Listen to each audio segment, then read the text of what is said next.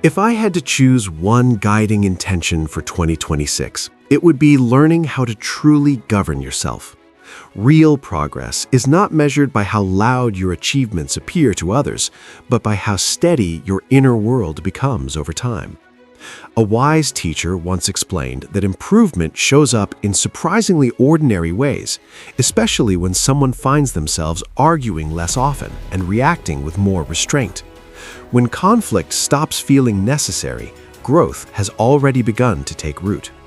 A successful year might not look dramatic from the outside, yet it could simply mean fewer emotional battles, fewer moments of unnecessary frustration, and fewer opinions competing for attention inside your mind. Imagine for a moment the worst possible curse someone could place on you. It would not be failure or hardship, but instead an endless supply of opinions about things completely outside your control, combined with an irresistible urge to share those opinions constantly.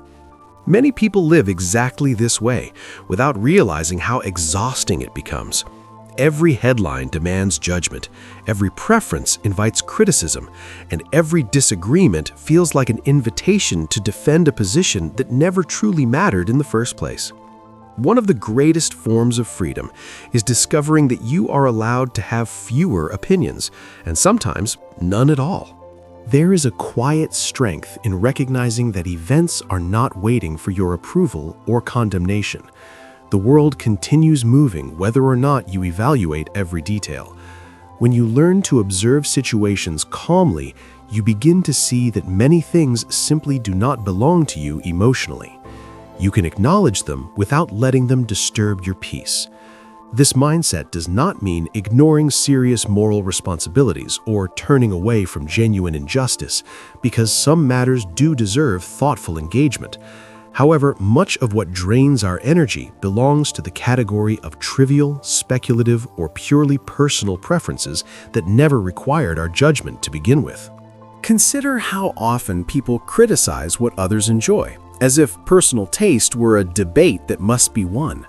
A powerful resolution for the coming year could be allowing others to like what they like, without feeling compelled to correct them.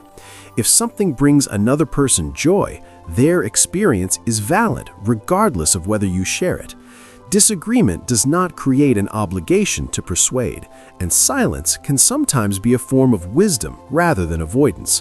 When something neither harms you nor interferes with your life, it may simply deserve a respectful shrug and the decision to move forward peacefully.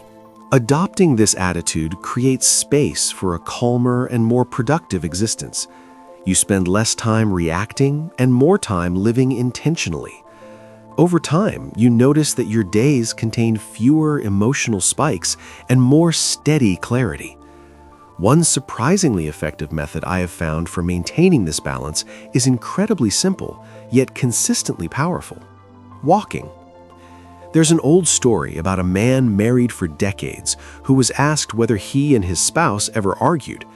He replied that they never fought, although he happened to take many long walks. The humor hides a deeper truth about distance, reflection, and emotional reset. Earlier this year, my family adopted a dog, and my children enthusiastically promised they would handle the daily walks. Predictably, those promises faded, and the responsibility became mine twice each day.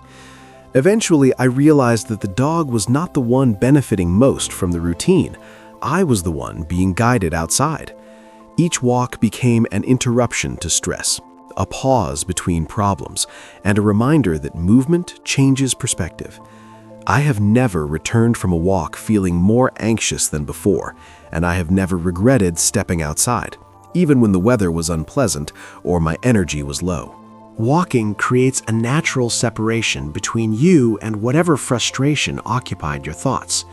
The rhythm of movement settles the mind, allowing ideas to organize themselves without force. Many meaningful insights arrive not while staring at a screen, but while moving through open space with no intention other than continuing forward. Some of my most meaningful creative breakthroughs appeared during ordinary walks when I was intentionally trying not to think about work at all. Ironically, stepping away often invites clarity to arrive on its own schedule, bringing ideas that feel both energizing and purposeful.